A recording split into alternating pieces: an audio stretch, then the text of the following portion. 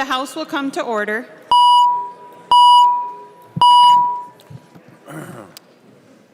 Prayer by the chaplain.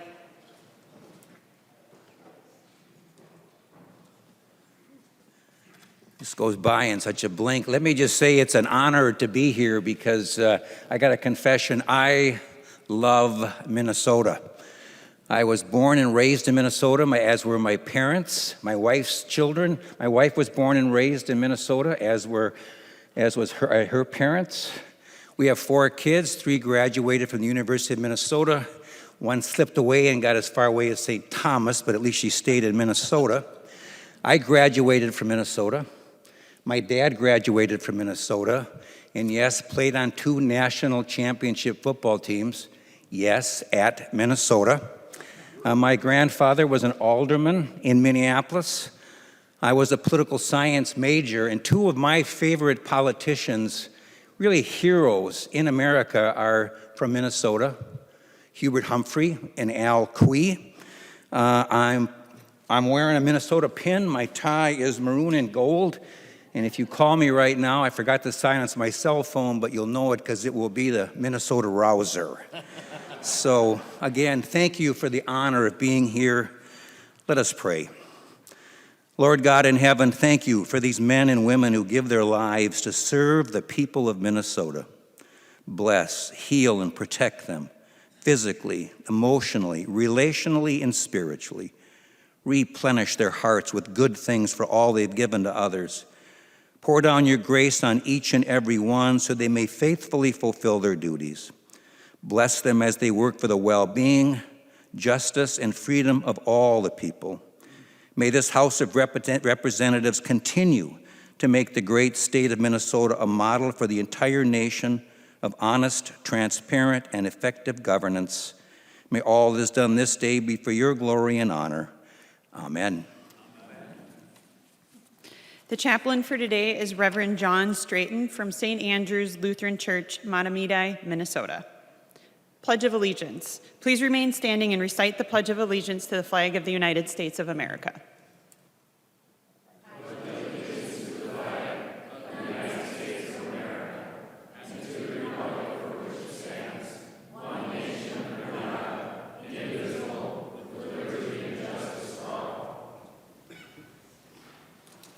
The clerk will take the roll.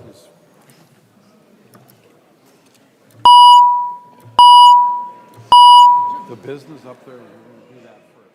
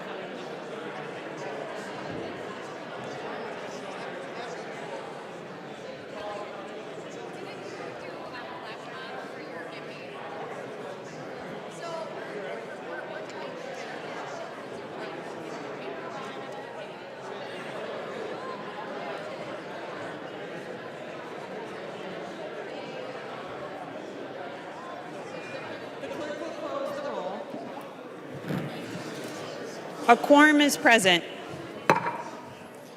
The clerk will read the journal of the preceding day. Journal of the House, 91st Session, 2019, 39th day, St. Paul, Minnesota, Tuesday, April 23rd, 2019. If there is no objection, further reading of the journal will be dispensed with, and the journal will be approved as corrected by the chief clerk. Hearing no objection, the journal is approved as corrected by the chief clerk. Comparison reports. There is a copy of this order of business on each member's desk. If there is no objection, the motions will prevail. Hearing no objections, the motions prevail and the substitutions will be made. Second reading of Senate files.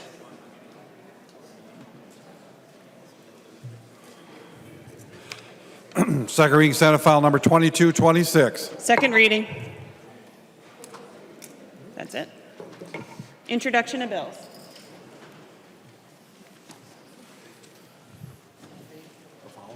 The following House files have been offered for introduction today. The chief clerk will report the House files and give them their first reading.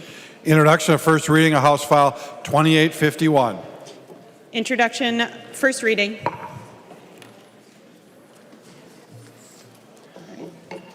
Messages from the Senate? No messages from the Senate? All right. Calendar for the day.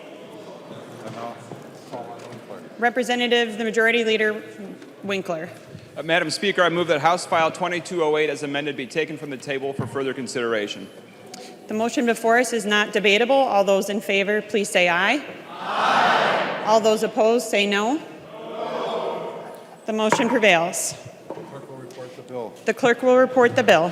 House File Number 2208, an act relating to state government. Do you want to do the amendment? Okay. Great. The clerk will report the Drazkowski amendment. Drazkowski moves to amend House File Number 2208, second engrossment as amended. The amendment is coded A19-0449. I call on, should I go back to the list of what you Okay.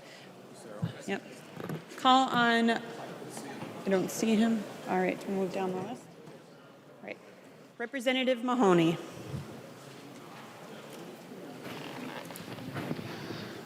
Thank you, Madam Speaker and members. You know, what's that old line, deja vu all over again? We try to get rid of broadband money every year. Somebody does. I don't know why. Broadband for Greater Minnesota, as was said last night, way too late into the night, it is the lifeblood of Greater Minnesota. I'm sure people complained when they brought electricity to Greater Minnesota. I'm sure people complained when they put asphalt down on the roads in Greater Minnesota. I'm sure they complained when they moved that manufacturing plant out to Greater Minnesota.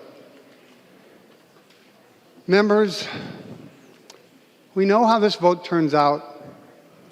I am trying to be as brief as possible today because we have a long day. This is a bad amendment.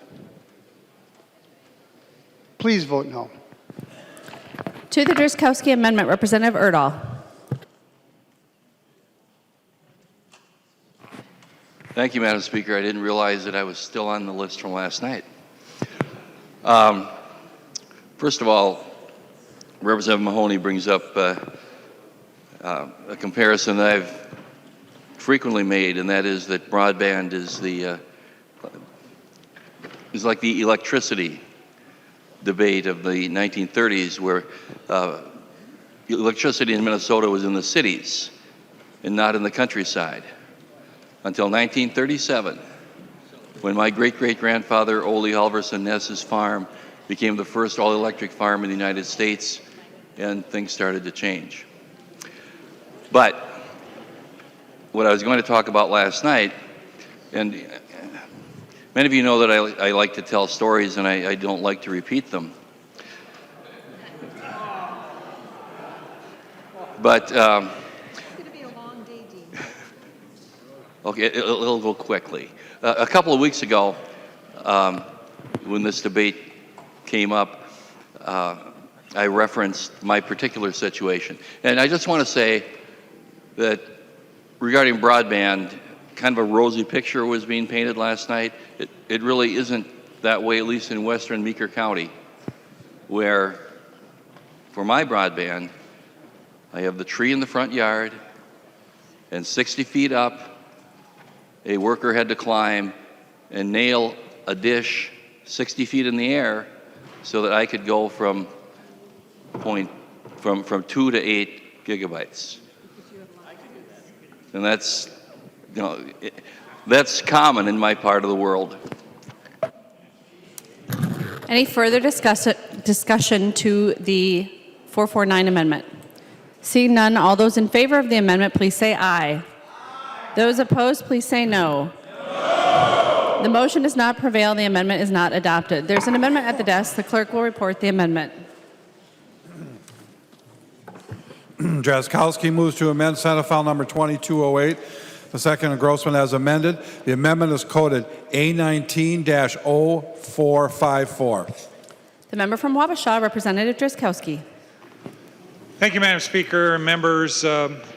This bill, like all of the omnibus bills we're going to see before us, the one yesterday increased spending $1.6 billion over the current biennium. This one increases it, as I can see, another $100 million over the current biennium. We need to have some fiscal restraint here in the state of Minnesota. I understand that the Democrats, socialists are in control, so you're going to see all kinds of more social programs, more government control, taking, and Representative Mahoney, taking from the people of Minnesota, the hardworking people, bringing it into government, and then deploying it. And members, there is no virtue in government. Government simply collects money from people against their will and uses it for a government purpose. That's what it does. To believe that broadband spending is the lifeblood of Minnesota is the most laughable thing I have ever heard. To believe that anything that emanates from here is a lifeblood of anybody else subscribes to the notion that government has an inherent virtue, and it does not. Members, I have before us an amendment that will reduce the operational spending of 5 of the different departments that are outlined in this bill, and it will reduce them from the base spending by 1%. 1%. We're asking government to take a 1% reduction. 1 penny out of the dollar. Minnesotans know how to take care of their own personal budgets so that they can do more with what they have. This tells government 1% reduction. And that's what we do with the amendment. I encourage your support to bring government to live within its means instead of the skyrocketing spending that is being brought forward in this bill. Thank you, Madam Speaker. Discussion. Seeing no discussion, all those in favor of the amendment, please say aye. Aye. Those opposed, please say no. No. The motion does not prevail. The amendment is not adopted. There's an amendment at the desk. The clerk will report the amendment. Munson moves to amend House File Number 2208, the second engrossment as amended. The amendment is coded A19-0450. The member from Blue Earth, Representative Munson. Thank you, Madam Speaker and members. This has to do with the broadband provision. It's concerning to me that this bill includes net neutrality language. Again, government creating a problem where there isn't one. There is not widespread issues with internet service providers not being neutral in the content that they're delivering or the websites that they're giving access to.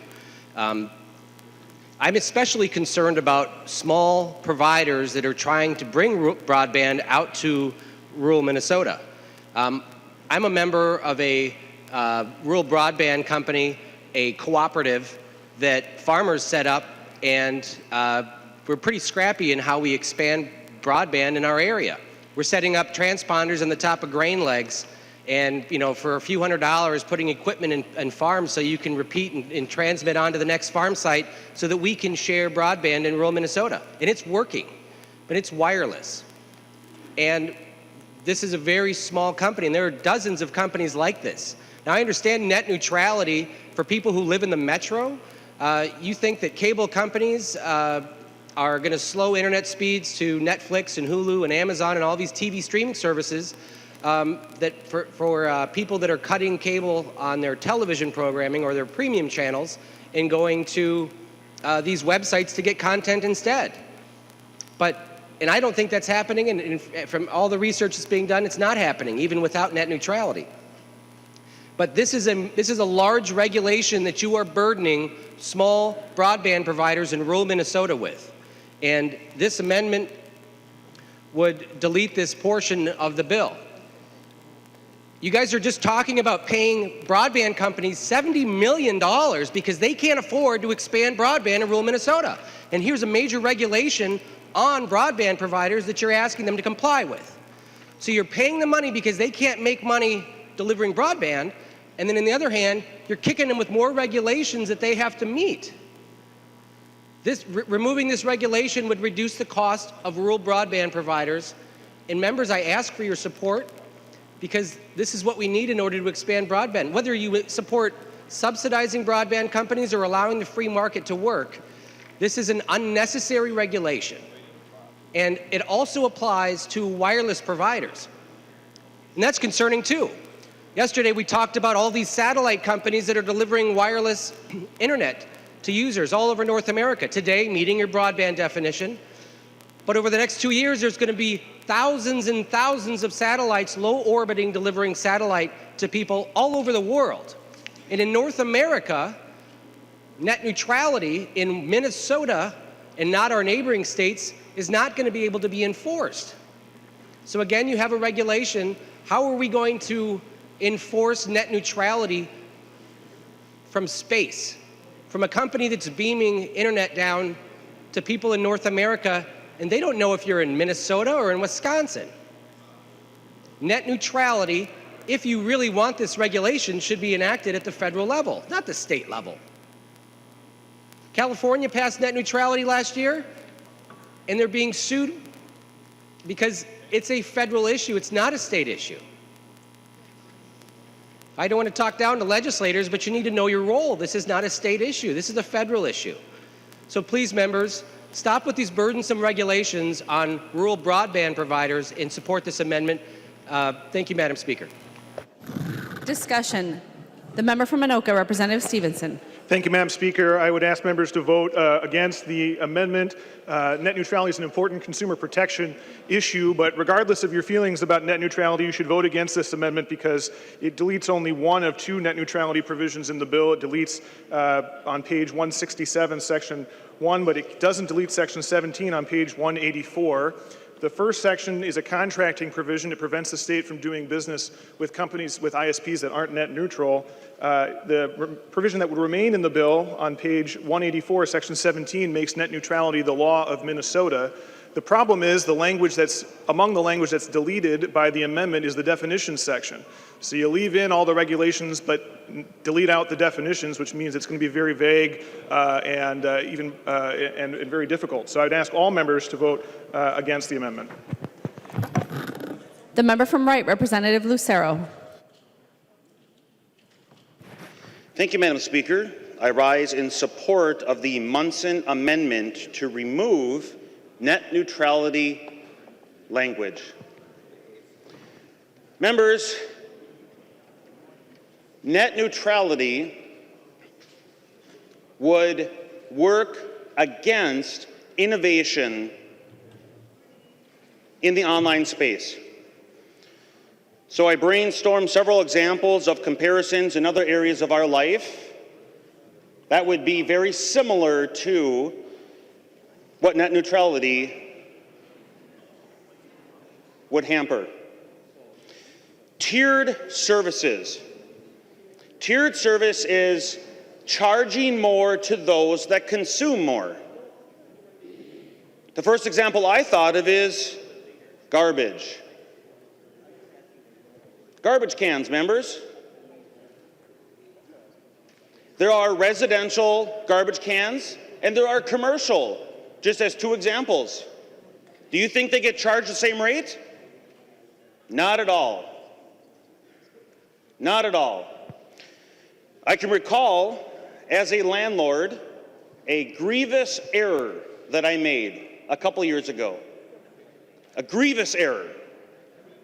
So if you're familiar with the 95-gallon cans, 75-gallon, the smaller cans, 40-gallon, I think it even gets down to, very common in residential settings, versus the 10, 20, or 30-yard dumpsters that would be common in commercial or construction settings. So I had a 20-yard dumpster that I was actually doing some renovations in one of my properties, that it was for construction lumber, and there's a price. It's a flat price for whatever I can put in that dumpster for construction-related materials, as long as I don't exceed the height, and as long as I don't put any unauthorized material in there, and only up to 10% of it can be carpet. What happened to me was, coincidentally, I had a tenant turnover at the same time I had this dumpster, and they left me a few gifts. Among the gifts they left me was a trash refrigerator, a mattress, a couch, and a love seat. Members, it costs more money to throw away a couch than it does for other items like your banana peels. That is tiered services. You charge more when more services are consumed. So what was the mistake I made? I had no easy way to get rid of this couch. And if anybody has thrown away a couch or a mattress, you know they cost $40, $50. And so I decided to put them in this dumpster that I had. This was before I learned the hard way. So what would have been a construction material, roughly $350 price at the time, now it was converted over to a general refuse garbage by throwing in the couch and mattress. And this was the same time that I was throwing away some bricks. Bricks and clay were part of the demo that I was doing. Members, do you think bricks and clay weigh a lot? Sure they do. And so when the dumpster is now a general refuge, guess how they charge? By the weight, yes. So now all of a sudden, because I threw a couch in there, it's on a flat fee, it's charged by the weight. So my $350 price now exploded to, what do you think? Over $900. Yep. Being charged more for using more. Tiered services, members. How about water? Does anybody in here use water? Sure they do. Yeah, I see a couple. I see 4 hands. Do you think the residential water, how about city council? I'm a former city council member. I know that there are multiple former city council members and mayors in here. On an annual basis, do we have to vote for the rate schedule for the water usage? Yes, we do. Do we have tiered rates? Do we charge the same amount for businesses as we do for residential addresses? Difference in price. Excuse me, Representative O'Neill, I just spit a little bit. Sorry about that. I might need some water. Tiered pricing, members. How about electricity? If you use more, do you get charged more? How many in here turn the lights off when you leave the room? I see about 10 hands. Not even enough for a roll call. Why do we turn the lights off? To save electricity so we don't what? Get charged more. Ooh. Would Representative Loeffler yield for a question?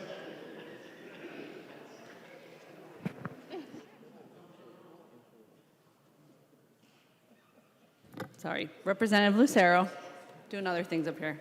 Would Representative Loeffler yield for a question? I think she will. She will yield. Representative Lucero. Thank you, Madam Speaker. And Chair Loeffler, Property Tax Committee. I have both residential and commercial properties. In the state of Minnesota here, do we have a tiered property tax rate for residential properties versus commercial industrial properties? The member from Hennepin, Representative Loeffler. Thank you, Madam Speaker. We have a classification system that provides for differences by different types of property and by different values within that. But I think whether you're in a business or you're in a residential setting, equal access to information and the internet, I think, is key to everyone. And that's, I think, a value that I would think that most who pay property taxes or who live in these facilities would want to see. Representative Lucero. Thank you, Madam Speaker. Would Representative Hertas yield for a question? He will yield. Representative Lucero. Thank you, Madam Speaker. And Representative Hertas, I know that you also have commercial property, and I'm wondering if you could help enlighten the difference or how much is it. I know actually you sit on the Property Tax Committee as well. Could you help explain the difference in the tiered cost differences between residential, commercial, industrial, and maybe other types of property in the state of Minnesota? Representative Hertas. Thank you, Madam Speaker. Representative Lucero. As Representative Loeffler said, we have an interesting property tax system, the most complicated in the state of Minnesota, with more than 56 different classes of property. But Representative Lucero, with regard to the tiered system, I guess you could say that based on the rates that are applied with the different property tax classifications, that it's tiered in as much as the value of the property creates a progressiveness in terms of how much you pay. The greater the value of the property, the more you're probably going to pay in property taxes. It's also important to note that with regard to the rates that are applied within the different classifications, those are not all equal. They're spread apart, and you'll find that generally with regard to commercial property, which usually represents about 13% of the total tax base, pays roughly a third of the property taxes. Representative Lucero. Thank you, Madam Speaker. As I continue down the list that I brainstormed of tiered pricing, car tabs, members, car tabs. Point of order, Madam Speaker.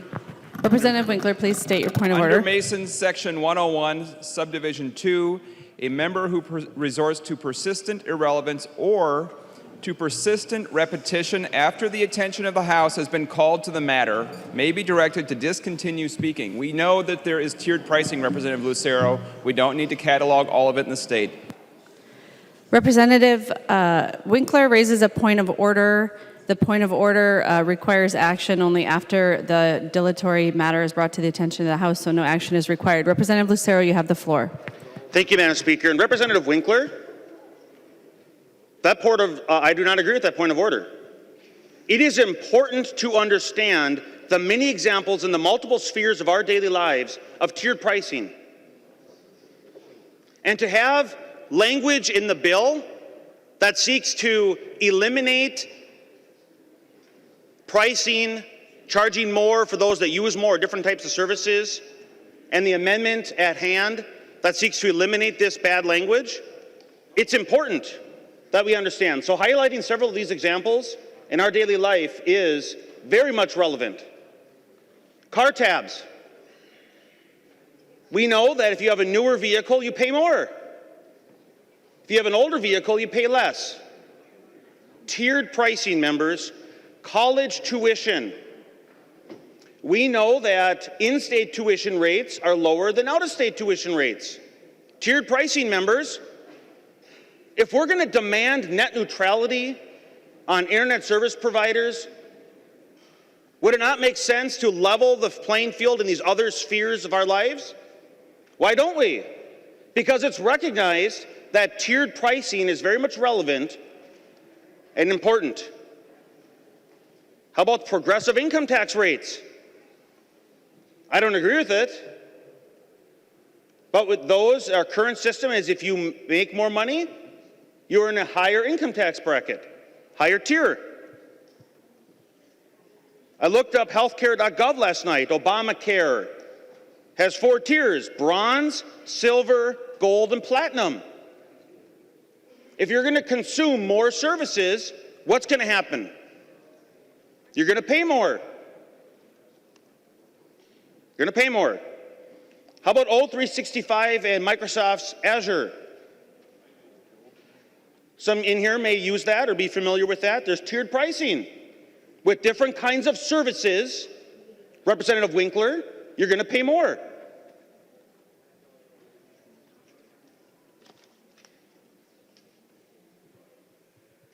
One final example, members. Movie theater seats. There's different tiers for movie theater seats. I remember the days when there was one price for all, but it's not the case anymore. In fact,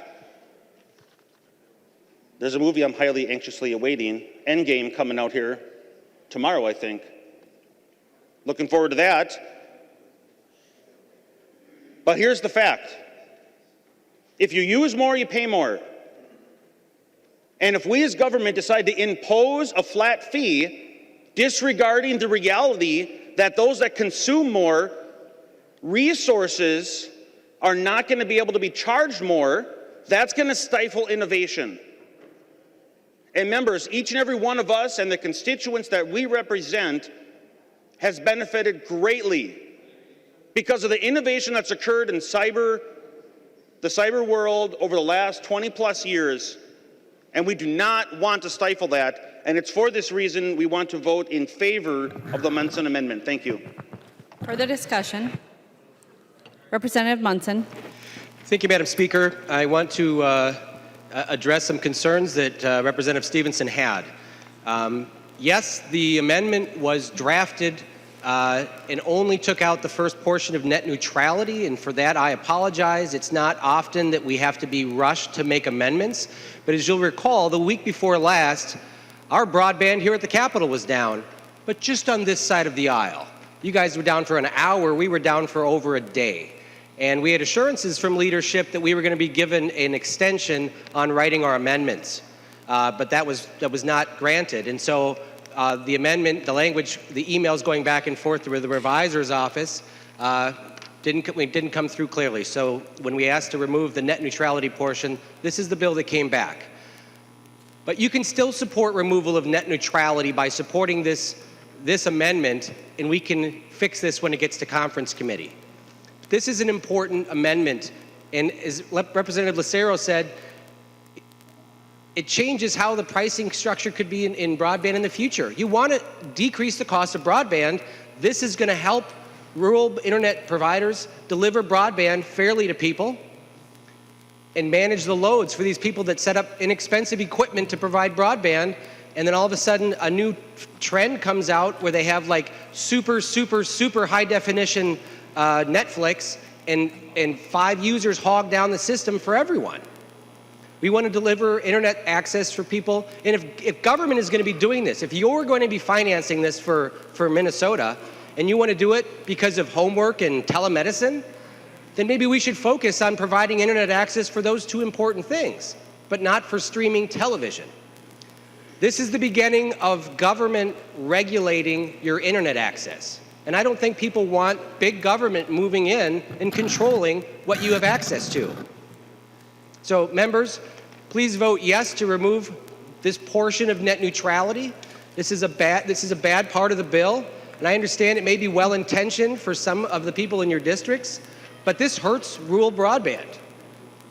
This slows the development of broadband for greater Minnesota, and it only costs more for taxpayers if you're going to have to make the equipment larger to serve everyone. So, thank you, Madam Speaker.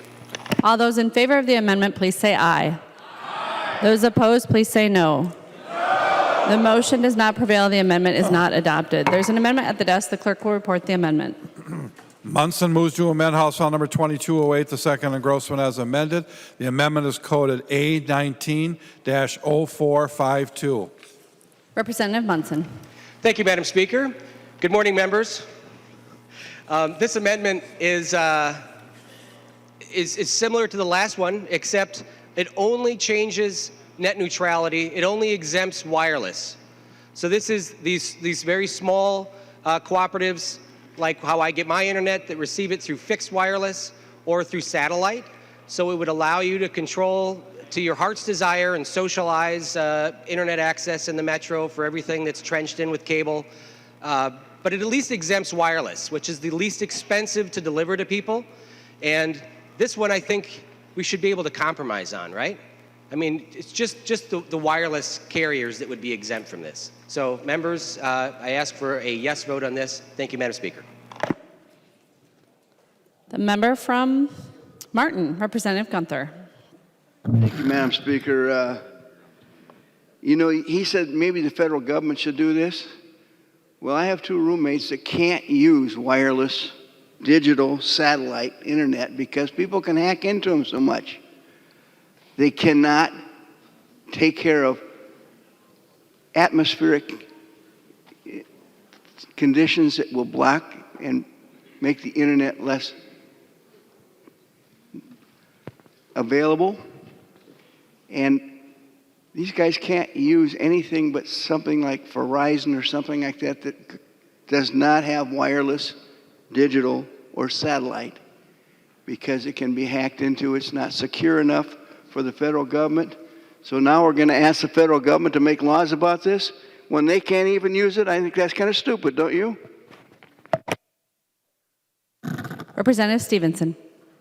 Thank you, Madam Speaker. I'd ask members to vote against this amendment. I think with respect, I think it's a much bigger carve out from net neutrality than was described, and I think that all Minnesotans deserve access to a fair and open internet, so I'd ask for members to vote against the amendment. Representative Winkler. Madam Speaker, pursuant to Rule 6.20, the Rules Committee will be meeting in room 120 at 10:15 during the ongoing floor session. So Rules members, please go to Capitol 120 at 10:15. Thank you. Representative Kresha. Thank you, Madam Chair. And to this amendment, it doesn't matter which way you vote. This net neutrality will not survive the conference committee. If you're going to vote on this bill and the net neutrality is in it, I'm going to tell you you're going to get stuck voting for bad policy again. And the one problem I do have respectfully with this is the problem we have with net neutrality is we're creating a patchwork of regulations that the Fed is already working on and clarifying. And I can tell you, once that's clarified and it makes it through the court process, the preemption will happen and all of this will go away. And the problem is what we do as legislators around here is we look for these little compromises here and there. Respectfully disagreeing, this amendment creates one more layer of a complicated system that won't survive anyway. So here we are trying to make little exemptions here, then we're going to try to do it here. That's the whole problem with this legislation. That's the whole problem, members, is we are creating things that will be preempted, that will hurt our providers, that will hurt the telcos, that will hurt the very companies that are trying to get out to your homes with good service. That's not good policy. That's not good legislating, and it's not even going to survive. So vote for this, vote for the net neutrality, feel good about it. It's not going to survive, and you're going to have to defend this to your constituents this summer. Discussion. All those in favor of the amendment, please say aye. Aye. Those opposed, please say no. No. The motion does not prevail. The amendment is not adopted. There's an amendment at the desk. The clerk will report the amendment. Quam moves to amend House Bill number 2208, the second engrossment as amended. The amendment is coded A66. Representative Quam.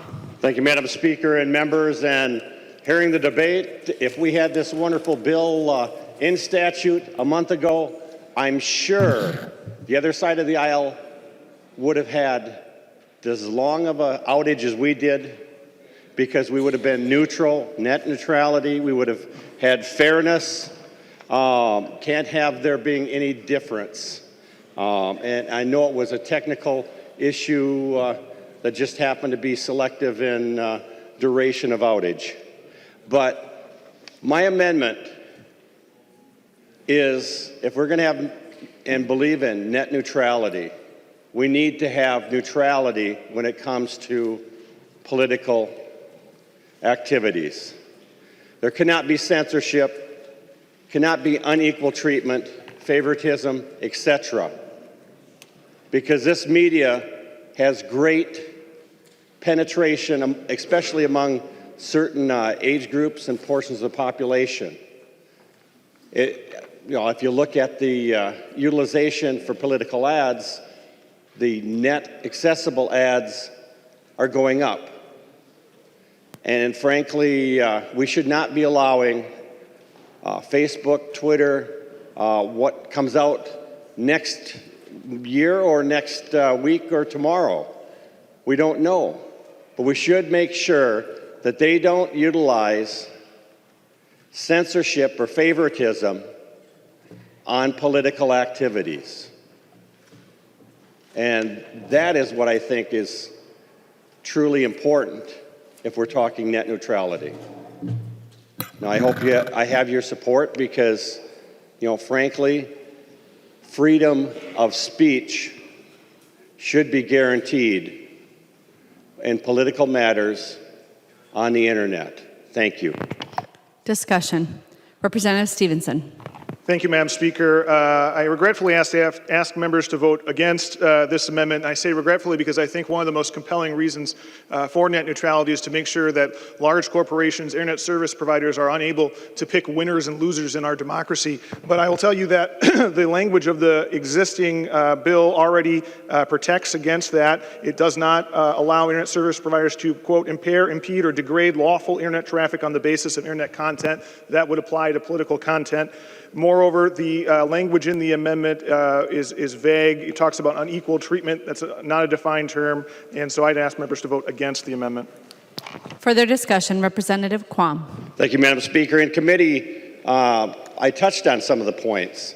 But frankly, if we're going to allow access of Facebook, Twitter, and etc., we need to make sure that they see we've got a policy that says we're not going to stand by and allow you to push. And it might not be you or me. It might be political activity for a certain thing that will help their business. And frankly, I think I would trust the courts to work on censorship, work on fair and equal treatment, because I think that that's a domain that they've touched on before. Is this perfect? No. Maybe if I had, we had net neutrality and I had the same accessibility for interchange and communication as the other side of the aisle, I could have improved this. Had some additional discussions, but I didn't. And so with that unequal treatment, this is the amendment before you. And if it needs some improvement, I'm sure that the other chamber has plenty of assistance they could give us. Thank you. Seeing no further discussion, all those in favor of the amendment, please say aye. Those opposed, please say no. The motion does not prevail. The amendment is not adopted. There's an amendment at the desk. The clerk will report the amendment. Kreshaw moves to amend House Bill number 2208, the second engrossment as amended. The amendment is coded A59. Representative Kreshaw. Thank you, Madam Speaker and members. And just a simple amendment and give you a little bit of genesis of where this came from. And I did have a chance to talk to Representative Stevenson about this. When looking at these types of positions, I was merely looking and talked to some other folks about consistency, and especially working in the child protection and with the child welfare, we have the ombudsman, and people have come to know that that's just the title and that they can search for that. So my amendment was just getting us to that layer of consistency, and what is the only reason I'm offering this. So with that, like I said, we've had a conversation, and I'll leave it up to the body how they want to handle that. Discussion to the amendment. Representative Stevenson. Thank you, Madam Speaker. Members, I'd ask you to vote against the amendment. I do appreciate the conversation Representative Crecia and I had. Chose the word advocate deliberately to let students know that there's someone on their side, someone fighting for them against the abuses of the student loan industry. So I think it's actually an important term, and so I'd ask members to vote against the amendment. Further discussion? All those in favor of the amendment, please say aye. Those opposed, please say no. The motion does not prevail. The amendment is not adopted.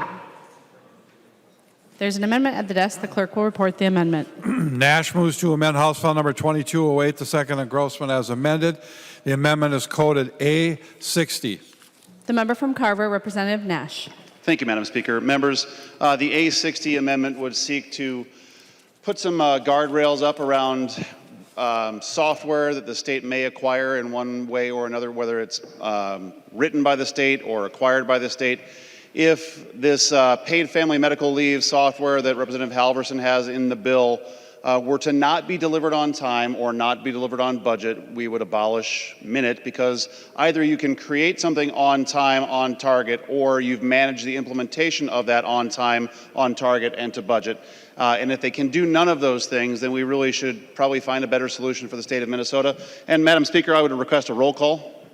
Representative Nash requests a roll call. Seeing 15 hands, there will be a roll call. Discussion to the amendment. Point of order. Representative Becker-Finn. State your point of order. Thank you, Madam Speaker. Point of order under Rule 3.21. A motion or proposition on a subject different from that under consideration must not be admitted under guise of it being an amendment. And essentially, Amendment A60 would repeal, completely repeal Minute, all of Chapter 16E. To the point of order, Representative Nash. Madam Speaker, advice. State your advice. Madam Speaker, my advice would be that this is germane. We're talking about software. We're talking about the state agency that we have that would be implementing or managing the implementation of our software. So I think it's completely germane, but I'm guessing you're probably going to disagree with that. So I'll anxiously await your findings. I find the point of order well taken. There's an amendment at the desk. The clerk will report the amendment. Madam Speaker, I appeal the ruling of the Speaker and request a roll call. I'm sorry, Representative Madam Dowd. Speaker. We are I'm on appealing the ruling of the Speaker and requesting a roll call. Representative Dowd, we are on the next amendment. I am not kidding you. Representative Dowd, the clerk will report the amendment. Nash moves to amend House File Number 2208, the second engrossment as amended. And the amendment is coded A78. Representative Nash. Well, Madam Speaker, I find the last thing unfortunate, but I'm going to ask that the A78 have a roll call. Representative Nash requests a roll call. Seeing 15 hands, there will be a roll call. Thank you, Madam Speaker. So if we are to have the paid family medical leave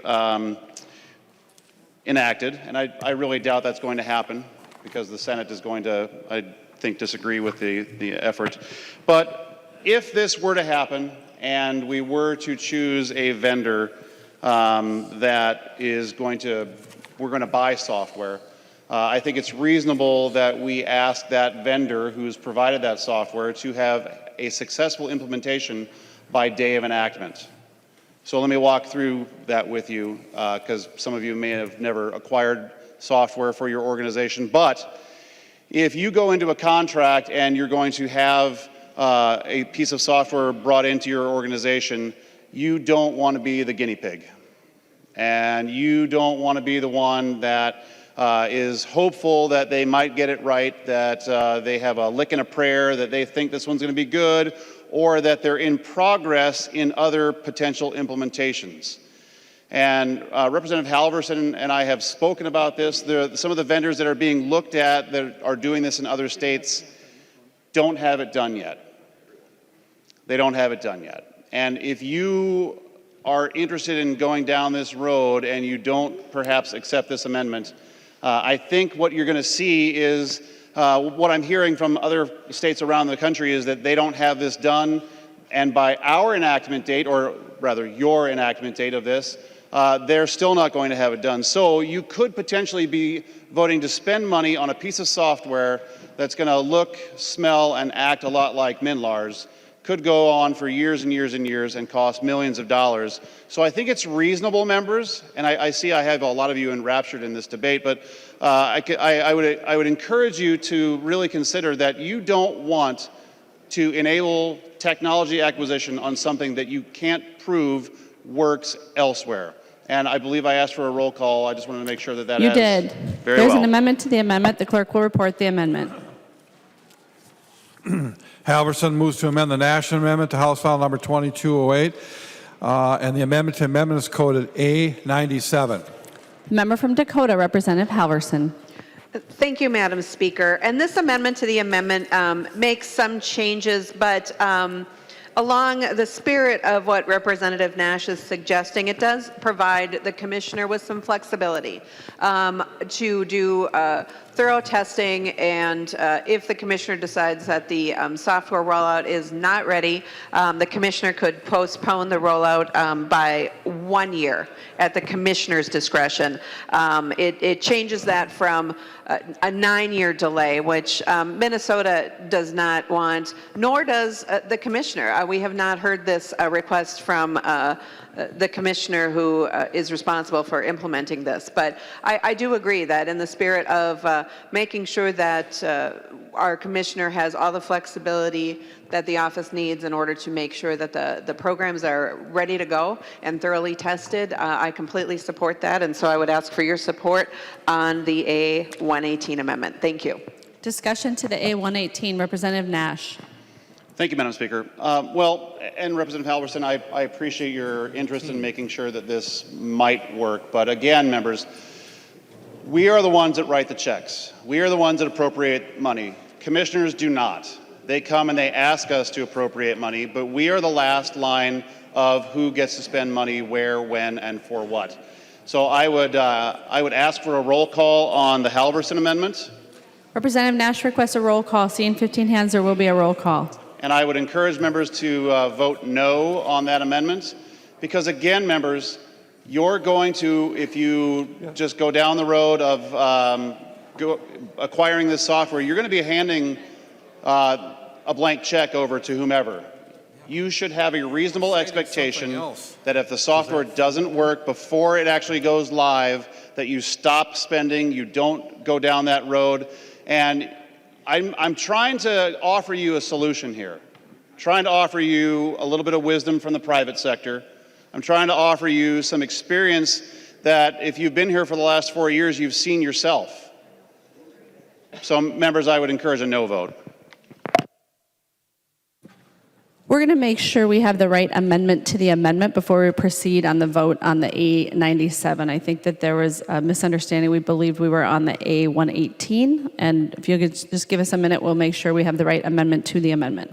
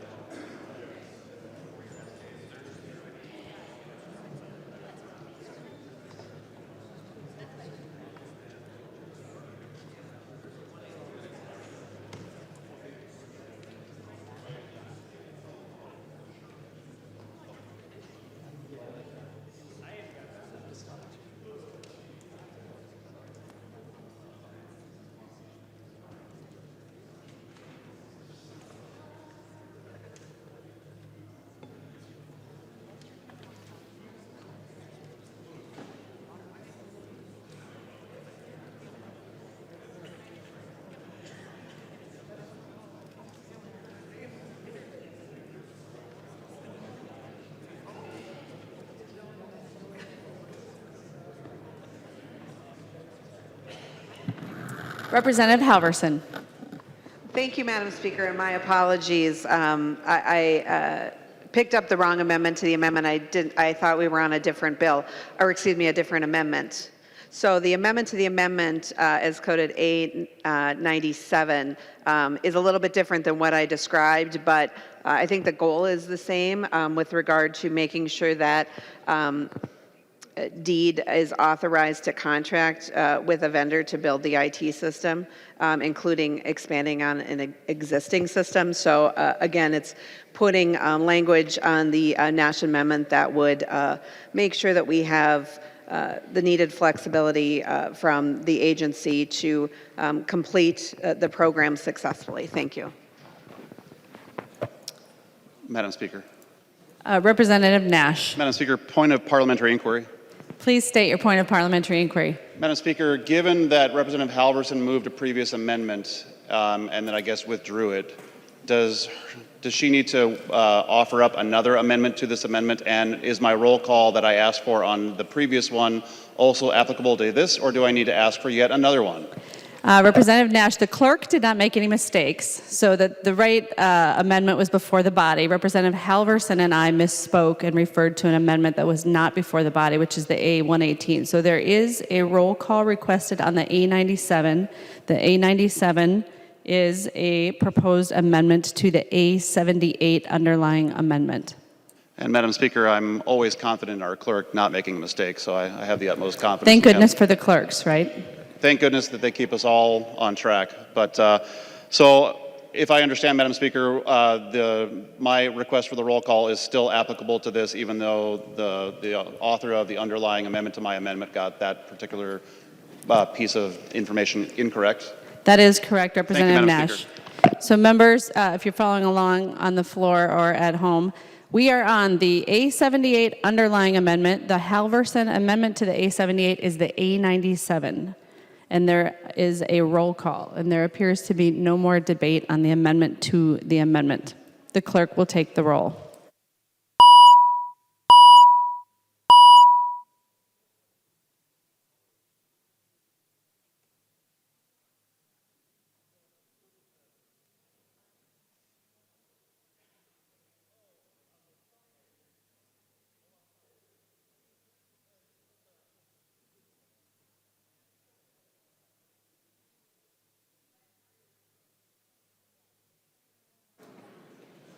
The clerk will close the roll.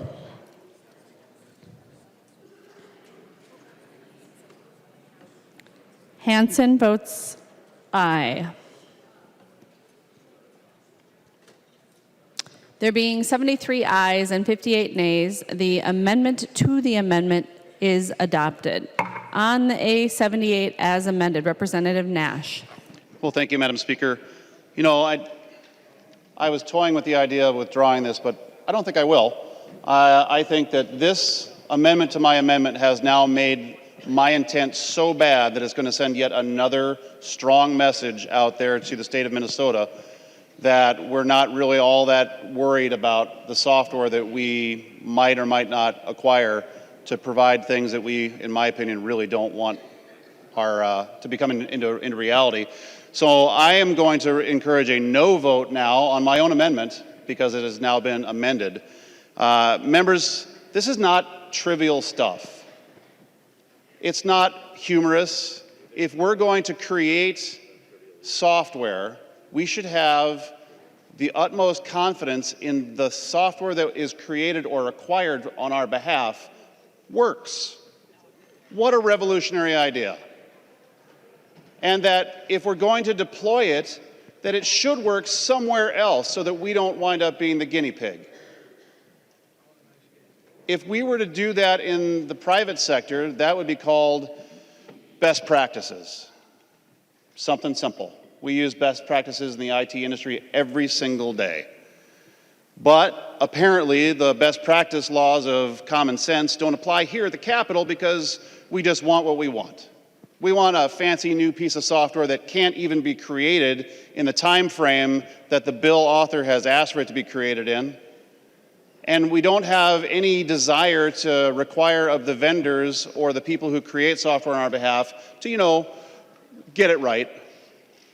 And I think that that should be shocking to a lot of you. And it should send a message to the people who you represent that, yeah, you know what, I'm not all that interested in having things, you know, be accurate or work. I'm sure it'll be okay.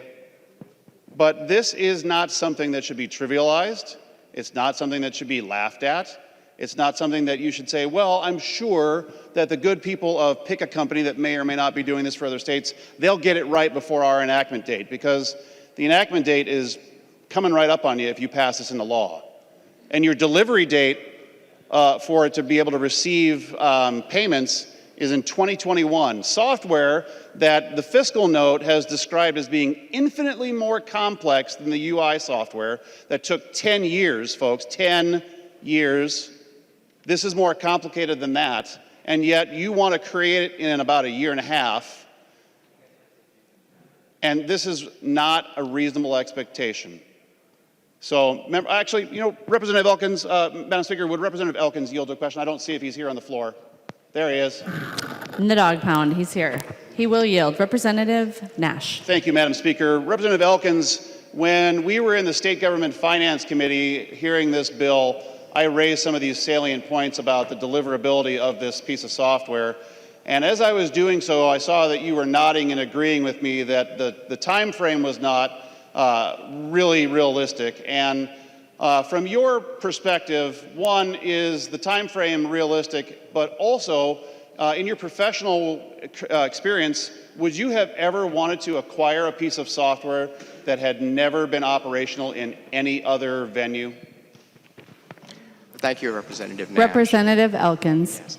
So I've done some initial exploration on my own as to what such alternatives would be, and so far I have not identified any off-the-shelf software that is available in the market for this. So if I were approaching this, I think the way that I would approach it would be that I would take an existing system like the existing unemployment insurance system that DEED currently uses and modify that system instead so that it simply adds an additional product to an existing application which DEED is already using. I would say that, and I've told you this, that I think having all of that work done by the end of 2020 would be very challenging, which is, I think, why Chair Halverson has an amendment to your other amendment, which I think she was trying to address a few minutes ago, that would give the Commissioner of DEED additional time, if necessary, in order to implement a modification to that system to accomplish the goal. Representative Nash. Madam Speaker, well, Representative Elkins, UI can't be modified. It's by the state. It's a federal piece of software. But if we were to modify something, I think I heard you say that the time frames that we're currently given, you don't have the confidence in it being able to be modified. And Representative Elkins, if you'll continue to yield. He will yield. Representative Nash. Representative Elkins, so the time frames that we're given, I don't want to paraphrase, I want to hear it actually from your Yep. You have no confidence in the ability to modify something if it were to be able to do so within a handful of months. I think 9 months was your example. Is that correct? Representative Elkins. Thank you, Madam Chair. My understanding is that the goal is the bill is to be able to implement this in phases, beginning at the beginning of 2021, as I recall. I do think that it would be challenging to be able to make all of the software modifications that would be necessary in order to do that. But certainly it would be a goal worth striving for. And again, Chair Halverson has an amendment to your next amendment that would enable the Commissioner of DEED to have that additional time if it proves to be necessary.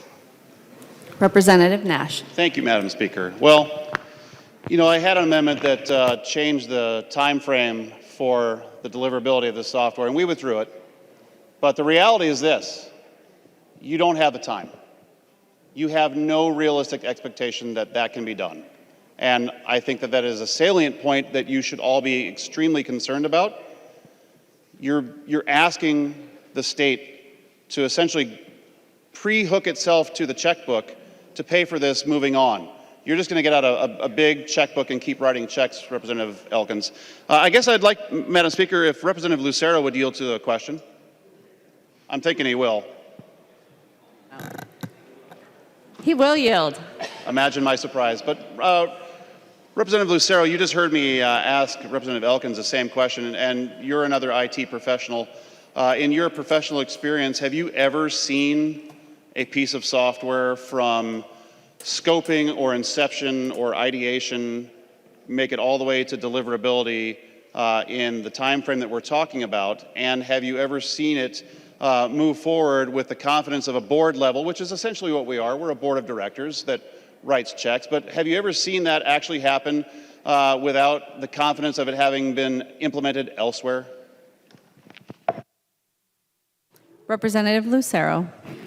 Thank you, Madam Speaker. And Representative Nash, fantastic question. I can think back over my more than decade and a half of experience in the IT space. I've encountered a lot of hardware, a lot of software, and a lot of configurations. So let me enumerate several. One of the best practices when it comes to software development, not just software development, anything in the IT space, is to have multiple environments. Generally speaking, the first environment is called dev, development. Generally speaking, the next tier, as software or any kind of IT system moves forward, is QA, quality assurance. After it spends some time in quality assurance, and I'll get back to why production or why dev and why QA are important, then it would move forward after it matures a little bit, after it has some time to bake, move that forward to the prod environment, production. And sometimes there's even other types of environments stuck in between those three, like a pre-prod. So post-QA, pre-prod. And each of these is very important because it is well known that when making changes to a system, there can be unintended consequences, unexpected, unforeseen circumstances that might have a detrimental impact to the environment. What's the goal of IT? I mentioned it, was it the first week? First or second week when we came into the session here? CIA. Do you recall what CIA stands for? Confidentiality, integrity, and availability. Speaking about the availability piece, the objective to achieve availability is to ensure a stable environment. And so when producing the software from scratch, actually which this bill requires, building the entire system, not just the software, but the hardware, the processes, the interfaces with external entities from scratch members. So in producing this, I think back just a couple years ago, actually, one of my most recent clients developed a brand new piece of software from scratch. They were several years past the target date and more than 100% over budget. Developing software from scratch. And that for a system that I think on the high end may have had 100,000, maybe let's go 500,000 users. 500,000 users. My understanding is this system, if you take the population of Minnesota, it's approximately 5.5 million. And if you divide 5.5 million into thirds, just conservatively speaking, this system of all working adults, I'm just going to say 2 million. So the population, the number of users that are going to interface with this system will be approximately 2 million users. There is lots of margin, lots of room for error and unintended consequences. It is, I will stand here right now, it is not physically possible to create a brand new IT system from scratch, and I'm not talking just purchasing hardware and standing it up in a data center, developing the code. It is not possible to do that and have it ready for production release in 1.5 years. I'm looking at the bill language here. The target date to begin collecting premiums, audit authority, and annual reports is 1.5 years. January 1st of 2021. That's approximately 1.5 years from now. The language as written on 71.12 to pay out benefits January 1st of 2022. That's 2.5 years from now. It is not physically possible to create such a system from scratch in 1.5 years. No way. No way. I think of patch management, another example. Patch management, it's deploying patches, security software into the environment to patch known vulnerabilities. What do most companies do? Microsoft's is called Patch Tuesday, and they either delay in rolling out the patches that are released from Microsoft and allow other environments to be the guinea pigs of the potential unintended consequences of deploying Microsoft patches, and then they wait themselves. Or, if they're a large enough environment, they themselves have a dev or QA environment for patch management, for rolling out the patches, and then to do testing. Testing to ensure that the integrity of the system is not hampered.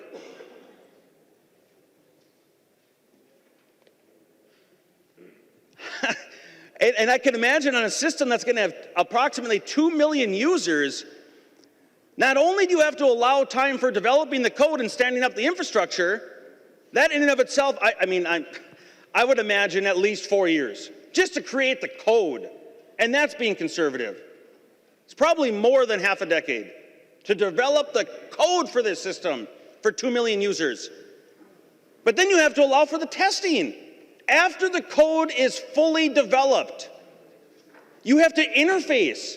And this monstrosity is interfacing with an enormous amount of external entities.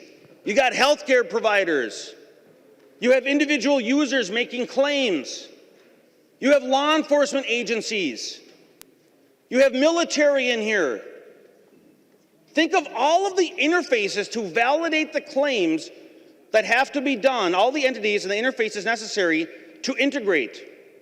Members, we heard all about the integration problems with MNsure here, how on the back end, the healthcare systems couldn't talk to each other. What did that mean? They couldn't interface with each other to exchange information. So now you have a brand new system with different entities with their own unique challenges of interfacing, and you have to develop it, and then you have to test it, and then it has to work, and it has to be secure. And some of these systems, think of law enforcement. Law enforcement, for the most part, that's our counties and local municipalities. Are our counties and local municipalities hurting for money? Yeah. On that local level, because they're hurting for money, they haven't necessarily invested in their own IT infrastructures, and therefore they have antiquated systems that might be a decade or more old. And because they're a decade or more old, they aren't even capable of modern day security best practices. And here you have a brand new system that's going to be developed from scratch that you're going to have to interface with a legacy system that may not have the capability of 256 AES encryption. If you can't do 256 AES encryption at a minimum, what are you going to resort to?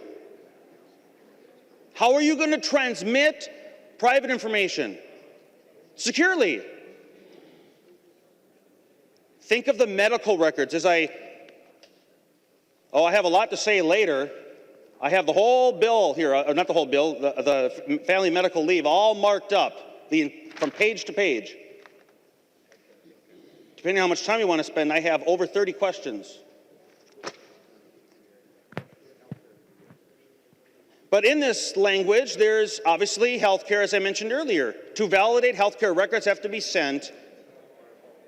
And if the healthcare companies themselves could not interface their own systems with ease, how do you expect they're going to interface with this brand new system within 2.5 years? That includes developing the code. It's not possible, members. If it's not possible, why is it in here?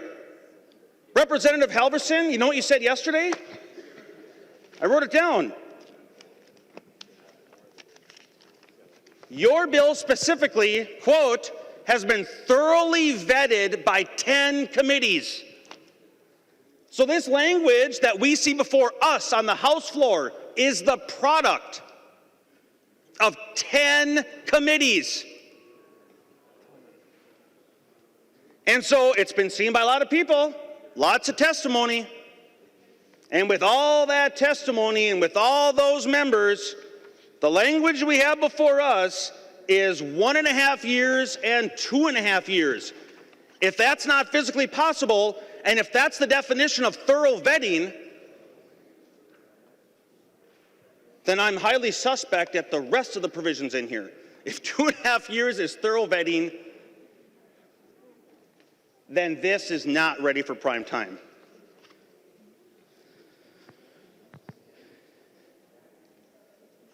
So the software that we're going to develop, it is going to be an enormous effort, and we have precedent here in the state of Minnesota, whether it be the MNLARS system, the MNsure system, what's the county government system? METS.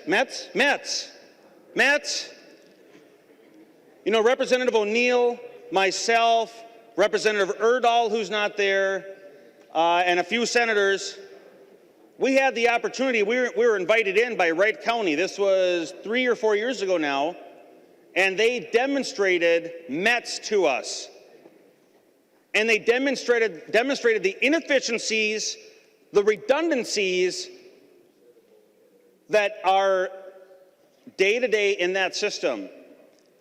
And they demonstrated how they'd make a change on a screen, in a field, they click save or next, the lag time, the latency, it chugged away 15, 30 seconds, 60 seconds, and when a screen has 15 clicks in it to get to finish, with 30 to 60 seconds between each one, if you sum that up, per user that an employee has to do, that's an incredible amount of time. And that time is being paid for by who? Taxpayers.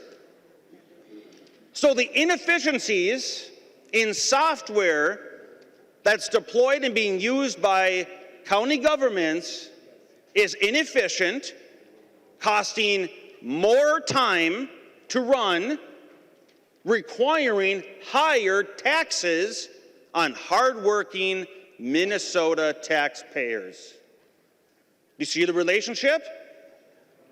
Inefficient software, tax increases. And if more money is sucked out of the pockets of taxpayers into the coffers of government to fund inefficient systems, what does that mean for the taxpayers the money came from? Do they have more or less? They have less.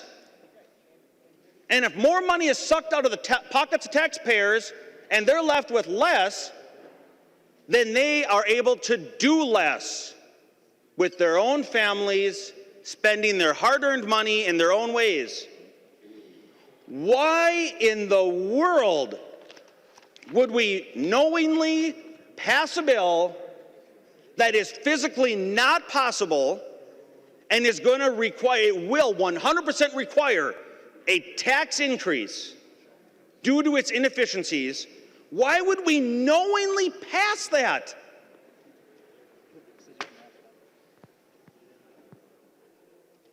We shouldn't pass it. Thank you, Madam Speaker. Representative Nash. Thank you, Madam Speaker. Members, I'm trying to offer honest criticism of this and get you to make an honest vote to say that this is not something that you want to move forward on.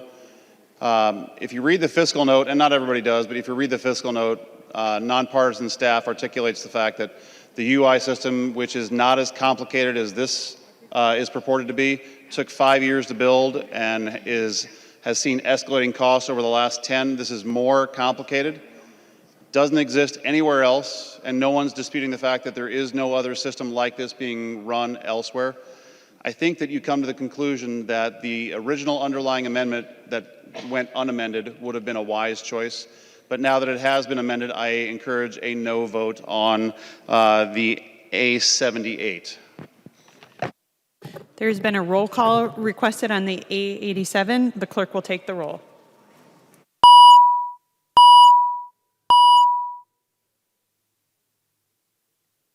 Excuse me, the roll call is on the A78 amendment.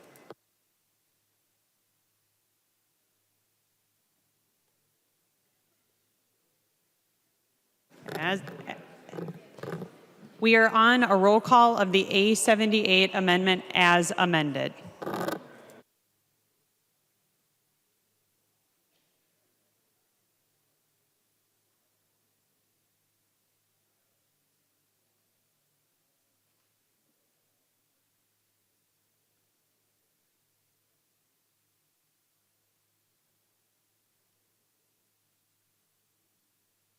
Hansen votes no.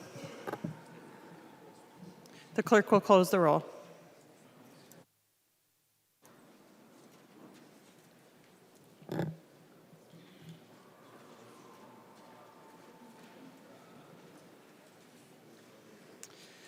With 124 nays and 125 nays and 5 yeas, the amendment is not adopted. The clerk will report the next amendment.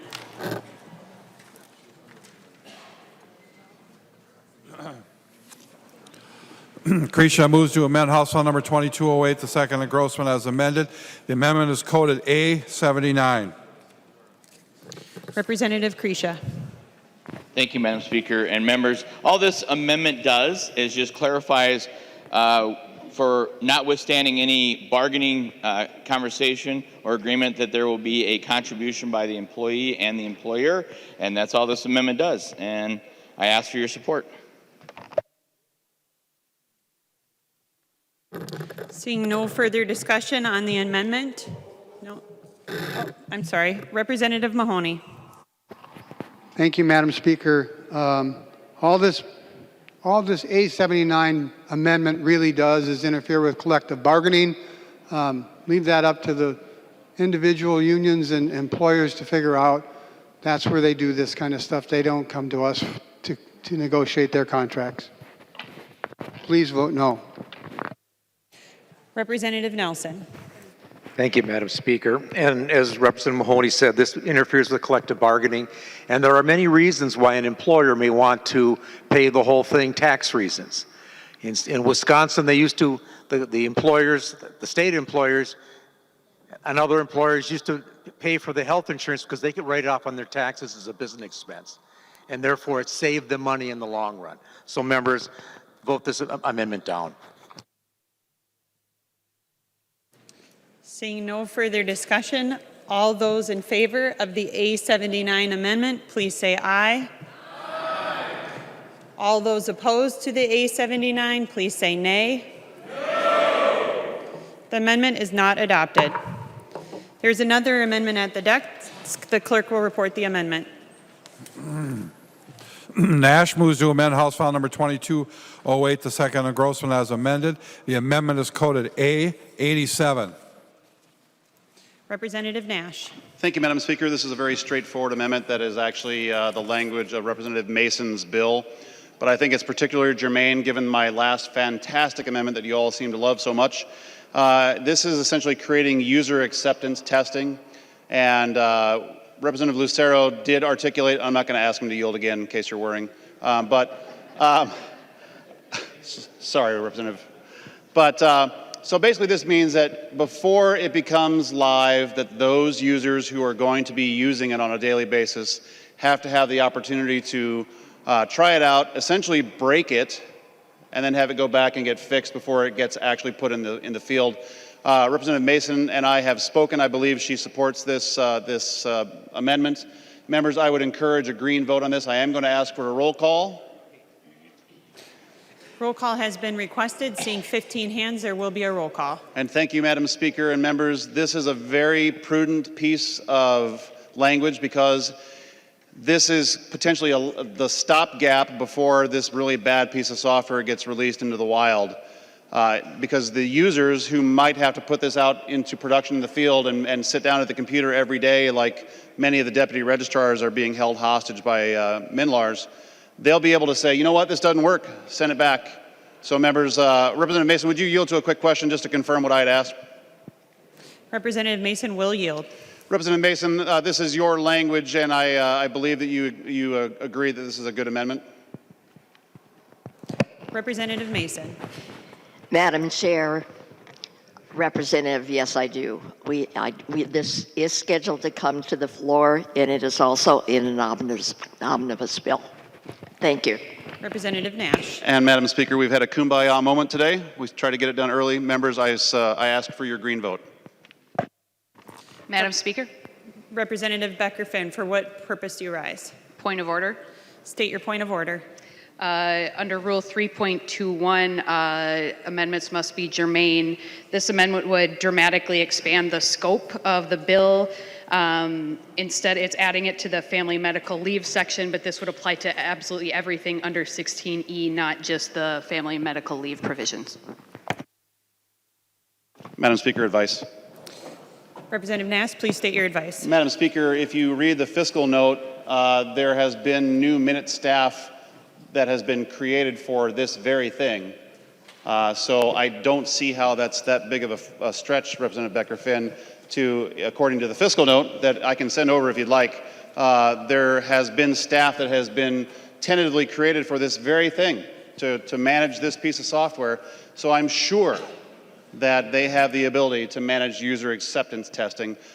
This is not controversial, so why call it out of order? It's already coming to the floor and it's going to apply, but I think that it's very germane to the fact that we're talking about a giant piece of software that won't work because currently it doesn't even exist. So why would you be opposed to that? Madam Speaker, I would advise that the point of order be not well taken.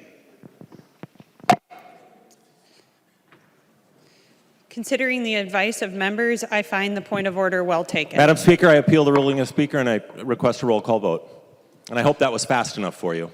Seeing 15 hands, there will be a roll call on appealing the ruling of the Speaker.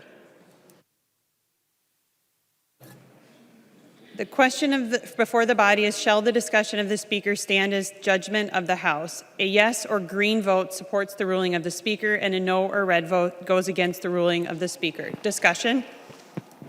Representative Nash. Madam Speaker, I think this is going to create a very interesting conundrum when Representative Mason's bill comes forward as a standalone, and I think it's going to create another interesting conundrum, Representative Becker-Finn, when it comes in the state government finance bill.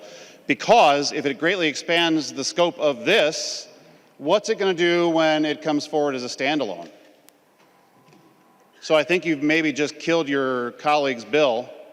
But members, if you have any confidence in the state's ability to create software, then uphold the finding of the Speaker. But if you believe that we should, as responsible members of the legislature, put up guardrails with an expectation that we make sure that things work, I think that you would find the point of order, or that you would overturn the finding of the Speaker. And Madam Speaker, if you would walk through what a yes or no vote means before the vote is taken, and I believe Representative Doubt is going to jump in here in a second, so I just don't want to rush things for that. But I encourage that you find the point that you overturn the ruling of the Speaker. Representative Nash, I will review the language before we vote. I'm going to go ahead. Representative Nelson. Advice, Madam Speaker. Please state your advice. Madam Speaker and members, yes, this language actually is in the state government finance bill where it belongs. because state government finance is about state government finance. This bill here is not about state government finance. Also, that language was put on in committee, where the germaneness rules are slightly different. It's not putting it on the floor. This bill is, like it was said by Representative Becker-Finn, this expands greatly on what Section 16 of our laws are set up to do, and it's not in this bill. So, Madam Speaker, I agree, and we should find your ruling to stand. Representative Dowd. Thank you, Madam Speaker. And just to review for the members, appealing the rule of the Speaker is just a motion. The time for giving the Speaker advice was when the Speaker was going to rule on a point of order. So when we're doing debate, this is just a motion before the body to appeal the ruling of the Speaker. You just simply stand up and debate. You're speaking to the body through the Speaker, not giving the Speaker advice.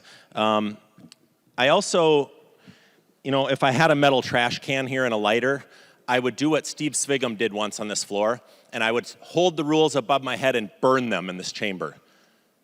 You can't, just because you don't want to vote on something, you can't, just say, oh, this isn't germane to this bill.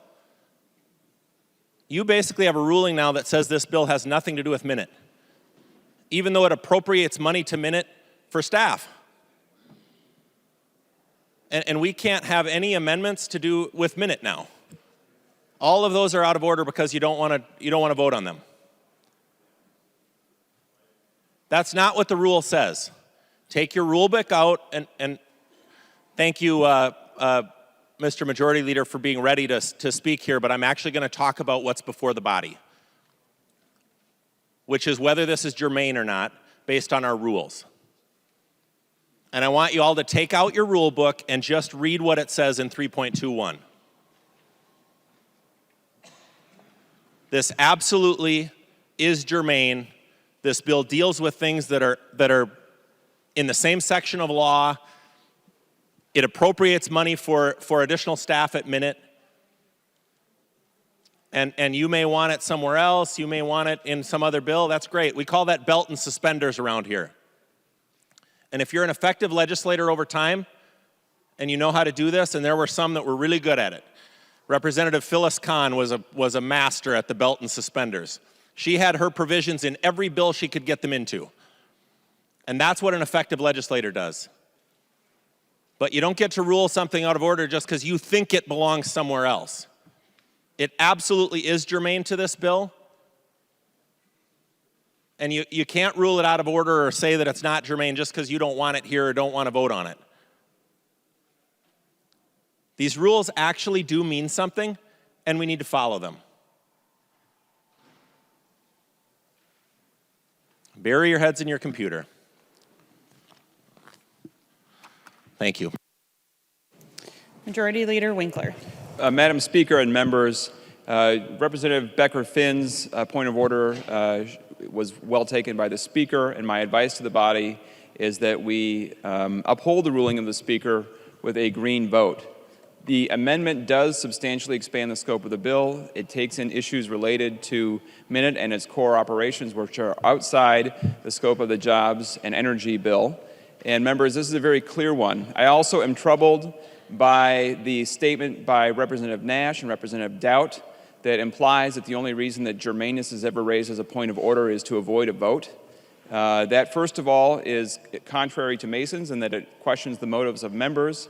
And second of all, I think that this majority has a very good record of taking votes on tough issues when they come up, and we have a good record of taking votes, not taking votes on issues when they are not germane to the bill. And so, members, I would find that you vote in favor of the Speaker's ruling with a green vote. Representative Elkins. Thank you, Madam Chair. I would just like to observe that the amendment is binding on Minute. However, on page 44, lines 19 and 20 of this bill, Subdivision 5, Information Technology Services and Equipment says, the department is exempt from the provisions of Section 16E016 for the purpose of this chapter. In other words, this work would not be done by Minute, so the amendment is irrelevant.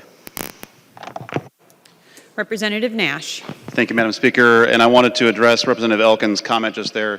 He says that it exempts minute, basically it says that it exempts them from being required to create this or produce this. It does not exempt them from the language of the bill. And to Representative Nelson, if you read line 1.2 of House File 2208, it says, a bill, an act relating to state government. I'll give you a chance to get there. But it says it relates to state government, so I believe that your commentary was incorrect. But again, you know, I'm not trying to question the motives, Representative Winkler. I'm just trying to say that this is an important issue that we're dealing with. You're trying to appropriate money to Minute to create this piece of software or to shepherd it through its creation, and you've not gone down the road of really due diligence or trying to make sure that a vendor that you might choose has actually put it into production somewhere else. I find that troubling. I think the people of Minnesota find that troubling. I think you should find that troubling, because if you move this forward, you're putting your name on it. And you're saying, yep, I'm all in favor of this, and when it fails, and it will fail, as Representative Lucero pointed out, you've got an untenable timeline to get this done. You're going to be the owner of this, and I don't think anybody is proud about Minlars. I think everybody scatters like cockroaches when the lights are turned on from taking responsibility for that. So, Madam Speaker, again, I ask for the ruling of the Speaker to be overturned. Thank you.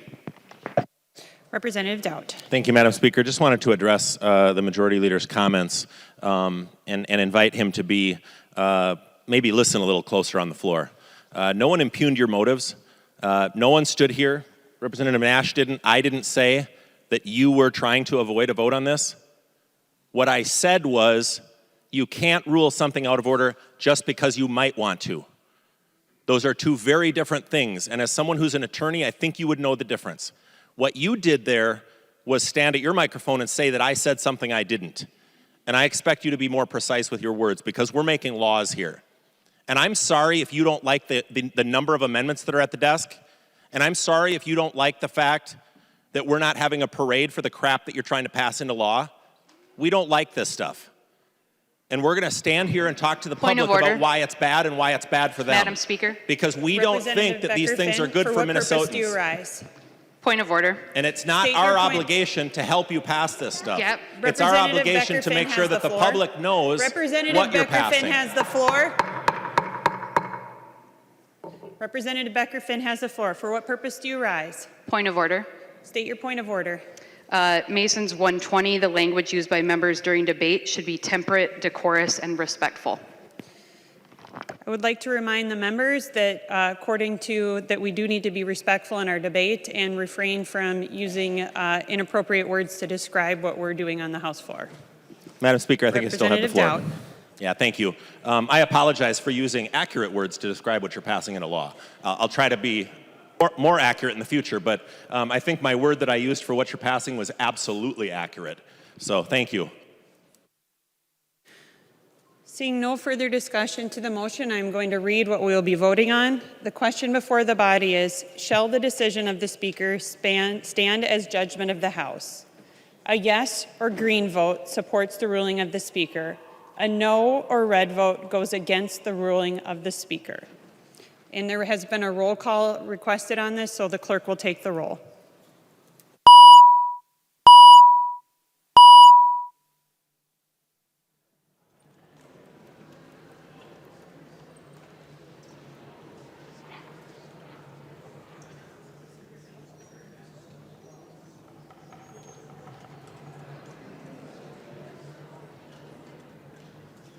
The clerk will close the roll.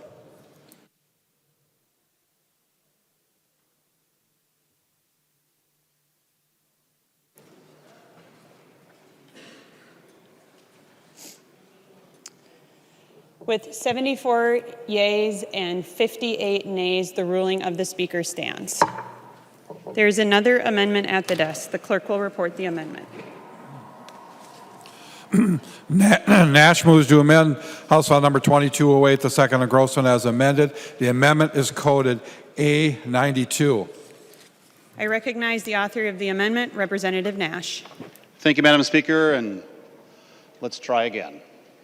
Members, the A92 would limit Minute in the duties to essentially provide connectivity and support, that it would not have them create the software. I think that if you again read the fiscal note, you'll see that that MMB has said that they don't have the bandwidth to do this, that they don't have the ability, they don't have the horsepower, and that it would be extremely expensive, but they should, as a state IT agency, provide support to it. And Madam Speaker, I would request a roll call. Seeing 15 hands with the roll call being requested, there will be a roll call. Representative Becker-Finn, for what point do you rise? Point of order. State your point of order. Rule 3.21, amendments must be germane. It's essentially the same reasoning as the last amendment. This would dramatically expand the scope. It would apply to everything within 16E, not just the family and medical leave provisions that are included in this bill. Madam Speaker, advice. Representative Nash. Madam Speaker, I offer advice for what it's worth. State your advice. Madam Speaker, as Representative Elkins pointed out, they're already exempted from the bill in the author's language. What I'm saying is that we should exempt them from providing the creation of the software.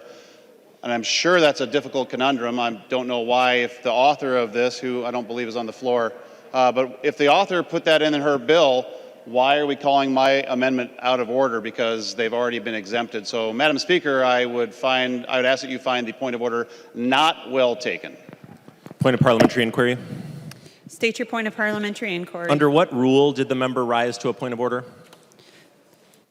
The representative rose to a point of order under 3.21, must be germane. Advice, Madam Speaker. Representative Dowd. Thank you, Madam Speaker. I would invite that member actually and the speaker to read 3.21. There's nothing in there about expanding the scope. It simply talks about being germane, and this is germane, and this is exactly what I was talking about just a few minutes ago. The expanding the scope has to do with amendments to amendments and bringing a new subject. This does not. This is about being germane, and the history of this body has been that if there's a section of law in a bill, then it's germane if you're amending that same section of law. Now, I know you get to view these rules however you want, and I understand what happens when you don't want to take a vote on something, but I hope that's not what's happening here. This is germane. Representative Becker-Finn, read 3.21 and talk about 3.21 when you stand and make a point of order. Don't talk about things that aren't in that if you're going to raise to that point, to that particular rule, okay?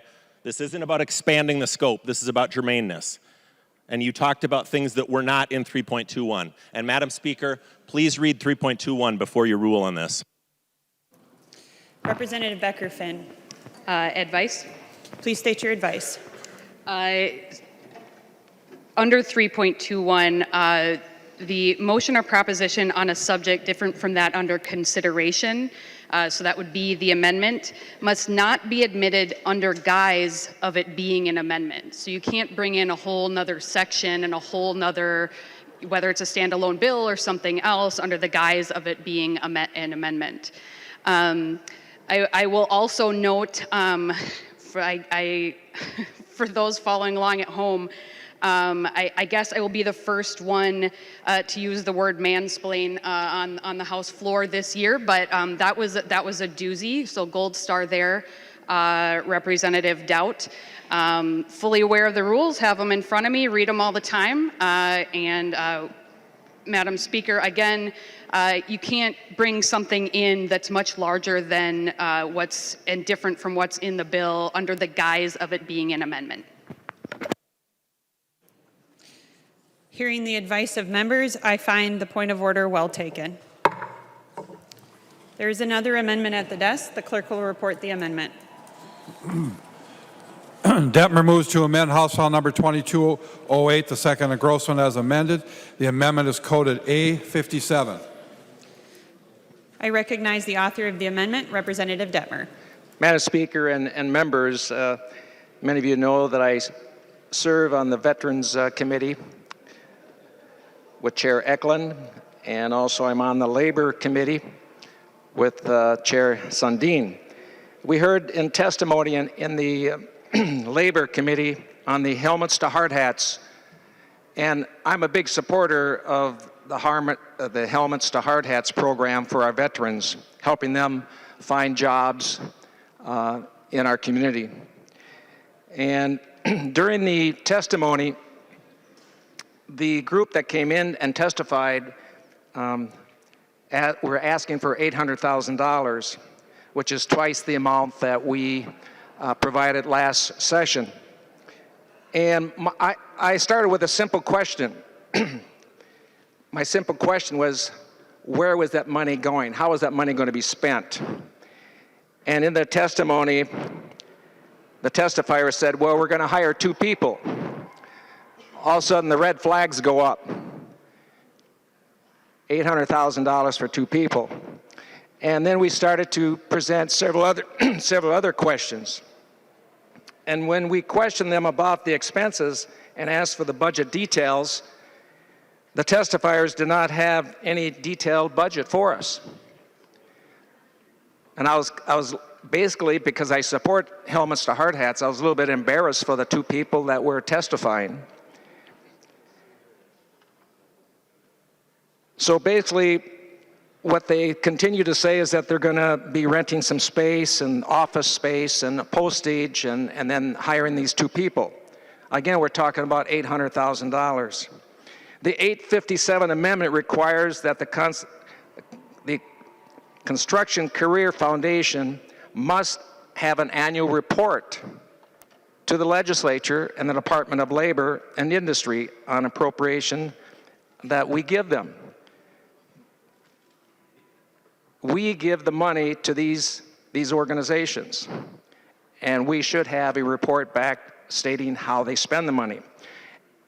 And I stated in my amendment that what should be included in the report? Well, an overview of the helmets to hard hats budget, a detailed explanation of the expenditures, a number of veterans that they serve, a list of services provided, and details of the jobs the participants received, common sense, the number of participants placed in union jobs or non-union jobs. And Chair Eklund accepted the amendment when the bill was heard in the Veterans and Military Affairs Committee. But for some reason, unknown reason to me, that the amendment was not included in the Omnibus bill. Now, the public expects out of us as legislators an accounting for how their taxpayers' dollars are spent. Again, I am a big supporter of this program, Helmets to Hard Hats. It helps our veterans find a job when they come off active duty or they retire from the military service. I've supported them all along. So members, I ask for your support, an A57 amendment. Thank you. Representative Sundin. Thank you, Madam Speaker. And in response to some of your concerns, Representative Detmer, I agree with you. The testifiers in that first round of hearings, they were ill prepared. But in subsequent hearings, they did show up with the facts and the numbers. We were quite satisfied with that, somewhat in the Veterans Committee and further down the line in the Jobs Committee. So I think they did fulfill their reporting requirements. And there are reports required for the Helmets to Hard Hats program, and we should expect accurate reports. In regards to your separating some of the program's goals and trying to differentiate who participates in this ultimately, union or non-union jobs, I think that's a dangerous place to go. Because if the unions are outperforming the non-unions, non-union contractors or programs, then it would attract more people. And there is a need for some non-union contractors and employees somewhere in the state, in pockets of the state. I understand that. But that would put the non-union at a totally unfair advantage because of the performance of the union crafts. And it was Senator Begich that once told me, he says, when you're making labor law, you make it for everybody. And I believe that, I'm certain you do as well. So I think we're best off leaving the union, non-union language out of this bill, and I'll ask for a no vote on the amendment. Thank you. Representative Fabian. Thank you, Madam Speaker. Representative Detmer, thank you for bringing this amendment forward. I sat in on that Labor Committee hearing that day as well, and I agree with you that, and Representative Sundin, that the testifiers were very unprepared. Members, we're talking about $800,000 here. I don't think it's asking for too much to have a report come back to the legislature. This, to me, is a common sense amendment. There were some questions about what was going to happen with the $800,000 and a lack of reporting. Madam Speaker, if Representative Sundin would yield to a question or two, please. He will yield. Representative Sundin, you said in your comments here just a couple of minutes ago, that there are reporting requirements for the helmets to hard hat program. Can you tell me where in the bill those reports are located? Representative Sundin. Thank you, Madam Speaker. I cannot right now. I don't have the full language in front of me. Representative Fabian. Thank you, Madam Speaker. Members, that gives me pause and cause for concern. I can't find them in the bill, and I want to make sure that our veterans are the ones who are going to be the ones that benefit from this. I think most of you know that I wear a couple of pins on my lapel. Last Friday, I had the privilege of attending a small ceremony. My son is currently in the Air Force, captain, and has decided to get out of the Air Force. And there was a small ceremony that was attended by many of his comrades, I'll say, and even the general from the base showed up to say thank you for what he'd been doing. It was a pretty touching moment, and for those of you who have served, I say thank you. For those of you that have children that have or are currently serving, I say thank you. I have another son. I wear another pin on my lapel.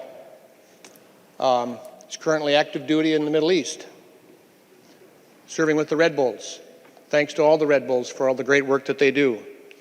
Members, this amendment is about our veterans and absolutely making sure that the dollars that we're putting forward in this Helmets to Hard Hat program are being used to their benefit. And I would strongly encourage that we vote green on the Detmer amendment. Representative Detmer, this is your amendment. I don't know if you've asked for a roll call, but I would encourage you to do that. If you want me to, I would certainly do that, but it's your amendment. You go ahead and do that. Thank you, Madam Speaker and members. Representative Mahoney. Thank you, Madam Chair, Madam Speaker. You won't find the reporting requirements in this bill. They already report to the Department of Labor and Industry. They report October 1st, so you can actually take action prior to a legislative session and be ready to do something if that's what you so desire. I had heard that they had done a less than stellar job in labor and the other committees that they were in. I called them up because they were coming to my committee. I asked them to, actually didn't ask them to bring the report. They did bring a report to our committee, 3 or 4 pages. It outlined the dollar figures that they spent. It had some other things in there. Off the top of my head, I'm not remembering it. I've been on a little bit of an accountability rant this year. So I was not happy with it. I told them that I wanted to have a better report, better dollar figures, but they did indicate, and they did go over where they expected to spend their money this year, their $800,000. They are looking to go out into greater Minnesota. Maybe they'll be able to contact your Representative Fabian. Maybe they'll be able to get a chance to contact your son if he's so interested in a construction trade, because it crosses all of the construction industry, whether you're a mason, a painter, a pipe fitter, a plumber. Yeah, I better not forget carpenters. So members, they do a report, Representative Detmer. They do it October 1st. They deliver it to the Department of Labor and Industry. Their report is not any less than most of the others that we receive in terms of how they lay out where their dollars are going to, but I have asked them again to up their game rather than put it into law. And maybe we can take it up next year in the committee. If that's where we're going to give them money, we are going to take a look at how we hand out money and how we expect to get reported back. So members, I'd ask for a red vote on this amendment. It's not needed. Representative Detmer. Thank you, Madam Speaker, and Representative Mahoney. And I know when I agree with you because, as I mentioned earlier, I was embarrassed when they came into our committee, and I think the chair was a bit embarrassed too. And these two people that were testifying were actually the people that are going to be running the program. And right away I started thinking, it's the legislature that provides the money, not any other organization. So that's why I felt it was really important to have a report brought back to the chair and the minority lead in our committee.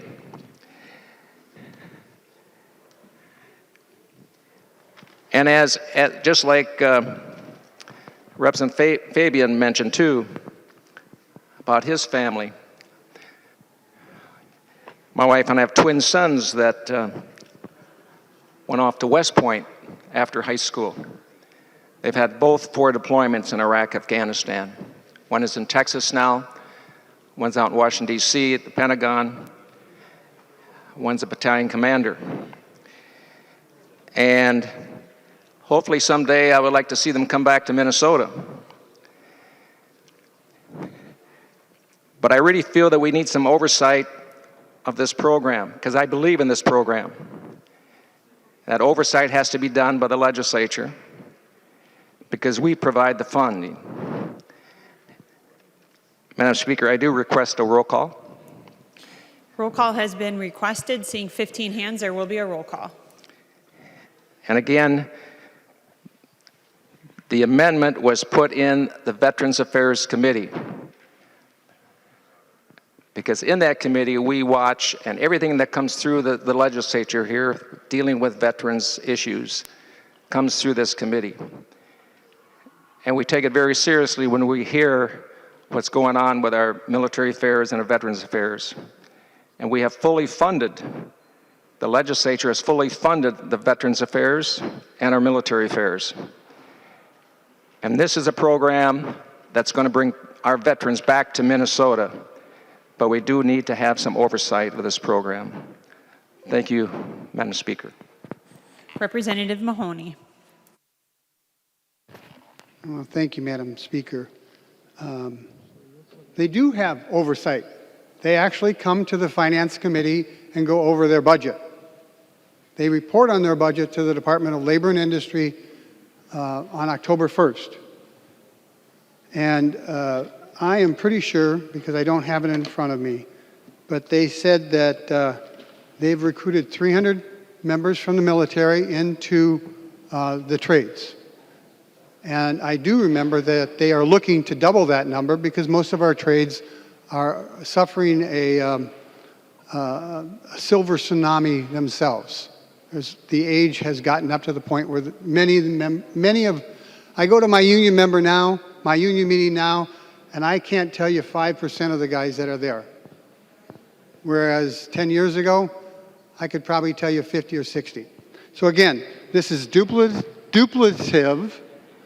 They get oversight in my committee, and I'm not always kind to them because I have to pay them dues. And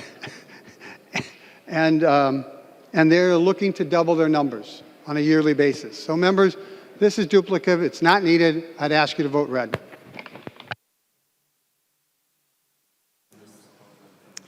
Representative Grossell.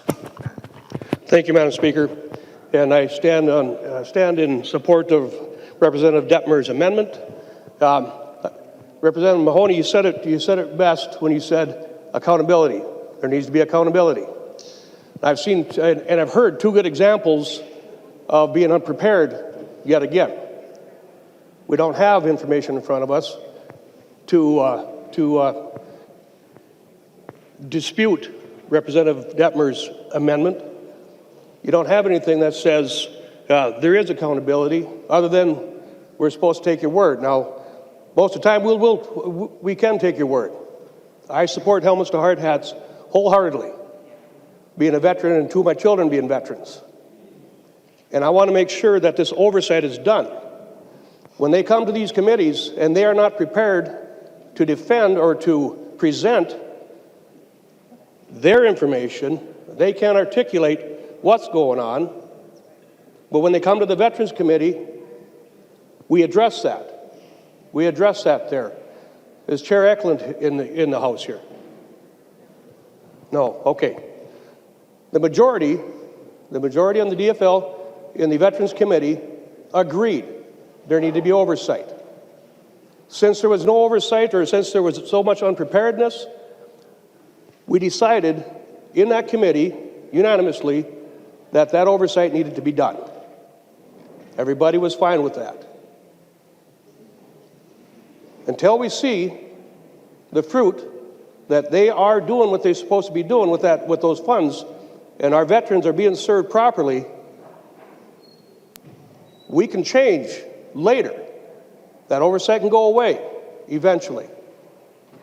But with as much unpreparedness and lack of any kind of oversight to our knowledge that it was presented with, I think taking that amendment out, or taking that oversight away from the Veterans Committee, away from the legislature, would be a bad mistake, would be a bad move. So again, somebody had to call them on the carpet. Get your stuff straight. If you come here for financing, for funding, even if it's for a wonderful project like this one, have your ducks in a row. Have your T's crossed, your I's dotted. Because we're not just handing out money like candy here. It's not Halloween, folks. So please, accept this amendment so that there is oversight, so that there is accountability, just like you said. We need accountability. And vote green. Representative Garofalo. Oh, Representative Detmer. Madam Speaker, I really believe that this is important. And we want our veterans to come back to Minnesota to be part of our labor force, regardless what trade they go into. And I support our trades. In fact, I even had a bill that would require schools to allow trades to come into their schools and talk about the opportunities that we have in our trades. It didn't make the education bill. I'm very disappointed. Also, there's a lot of military branches that are not allowed in schools along with our trades. My bill would allow them to come in and explain what the opportunities are for our high school students coming out of school. It came through the legislative process last year through the House and the Senate, and it also made it to the governor's desk in the Omnibus bill. Of course, the Omnibus bill was vetoed. So, Representative Mahoney, I'm going to withdraw my request for a roll call, because I think people in your hearts, you know, this is important, that we're accountable of the money that we provide for these programs. And it's not asking too much to send a report to the legislature, because we, as the legislature, provides the funds. So I withdraw my roll call request. And I ask for your support. Thank you. Representative Detmer withdraws his request for a roll call. Representative Mahoney. Thank you, Madam Speaker. Once more, they do report to the Department of Labor and Industry where they are funded out of. October 1st, the fact that they did not bring their report with them should not force a second report. And where would you want it? In this particular bill, this particular amendment, I'm not seeing it. So members, this is a report that comes to us. They do have accountability. They have to go over their budget with the Department of Labor and Industry before they are issued checks or reimbursed for the money that is spent.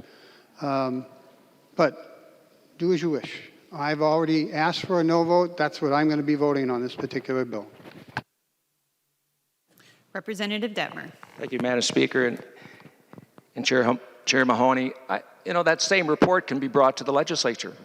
They don't have to make up two different reports. The money comes from us, and we should see that report. Thank you. Seeing no further discussion, Representative Fabian. Thank you, Madam Speaker. To the comments made about the report, members, Chair Mahoney said plainly that the report goes to the Department of Labor and Industry, and that's okay. But what we're asking for here is that the report comes to the legislature. And clearly in the amendment on lines 1.5, 1.6, it talks about report to the commissioner and the chairs and ranking minority members of the House of Representatives and the Senate committees overseeing labor and industry policy and finance, and Veterans Affairs and Finance committees. So I accept the fact that, yes, maybe they do make a report. All we're doing here is asking to make sure that that report is sent to the ranking members and the majority in these two committees. In the Labor Committee, when we had the hearing on this helmets to hard hats bill, we were told in committee by the testifiers that they were going to provide for us their budget. As a member of the Labor Committee, I never received that budget. So my question would be, when this moved from the Labor Committee, and I see that Chair Eklund is not here, but has anybody in the chamber gotten their budget? Chair Mahoney, in your committee, did they present their budget for the $800,000? If Chair Mahoney would yield to a question, Madam Speaker. He will yield. Representative Mahoney. They passed out their report, which had dollar figures in it. Did they come up with a itemized budget? No, but no one ever comes up with an itemized budget around here, except us. Representative Fabian. Thank you, Madam Chair. Excuse me, Madam Speaker. You're supposed to do that for me. I apologize. That's one of my pet peeves, and I just blew it. So now I've lost my train of thought. Madam Speaker, if Chair Mahoney would yield to one more question, please. He will yield. Chair Mahoney, I'm curious to know about the testimony, the testimony in your committee that was provided when, in your committee, you withdrew this provision in your jobs bill. Could you explain that testimony for me, please? Or did you just take this out when you put your omnibus bill together? Representative Mahoney. I think I told you in one committee I have a real hard time remembering what I had for breakfast most of the time. This is coming to that particular point. Representative Fabian, I can't remember whether I took it out in the putting together the omnibus bill or it was taken out in committee? I honestly, I can't answer that question. Representative Fabian.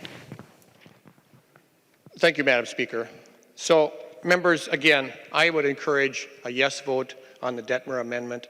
Let's make sure that what's going on here, the reports are getting to the legislature, and we're making sure that we're doing the best that we can to look out for our veterans. Thank you, Madam Speaker.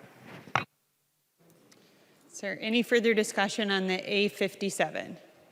Seeing no further discussion on the A57 amendment, all those in favor say aye. Aye. All those opposed say nay. No. The motion does not prevail. Members, if there is no objections, we will advance to the order of business announcements. Representative Hansen. Thank you, Madam Speaker and members. Once called game wardens, Minnesota Department of Natural Resources conservation officers have a proud history dating back to 1887 of protecting our state's people and our natural resources. These men and women risk their lives each time they put on their uniform and head into the field. A sobering fact we're reminded of today. With Conservation Officer Eugene Wynn's passing, 22 Minnesota conservation officers now have lost their lives in the line of duty. The job of conservation officers has evolved over the years to include far more than fish and game related law enforcement.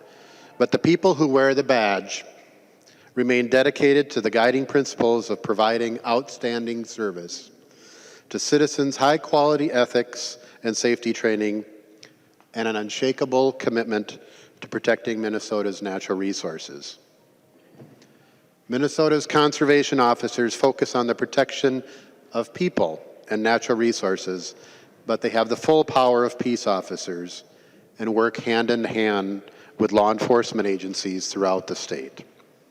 Their coverage areas often exceed 650 square miles, and they often work alone in remote areas where backup isn't readily available.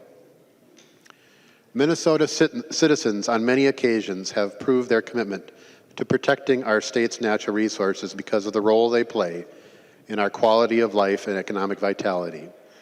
Conservation officers are on the front lines protecting those natural resources to ensure they're around for future generations. I would like to yield to Representative Nelson. Representative Nelson. Thank you, Madam Speaker. Conservation Officer Eugene Wynn died in the line of duty while responding to an emergency on Cross Lake in Pine City, Friday, April 19th. He had been a Minnesota DNR conservation officer since 2001. Before that, he had worked with the Wisconsin DNR as a deputy conservation officer. Since he was a young man, he had been his dream to become a conservation officer. To protect people and natural resources, he served with distinction. Officer Wynn was extremely loyal to his law enforcement family, which in turn admired him and the way he went about his job. He was well known and well liked in the community. A fair officer who served with dignity and pride and presented his brothers and sisters in green well. Officer Wynn was an accomplished athlete who developed at a young age a passion for the outdoors that would guide in the remainder of his life. He loved to camp, hunt, fish, and he took great pleasure in experiencing the outdoors with his family. We honor Conservation Officer Wynn for his dedication and selfless service and sacrifice for the people of Minnesota and beyond. We keep our thoughts and prayers with his family, friends, and the entire community that mourns the loss of the officer who was gone too soon.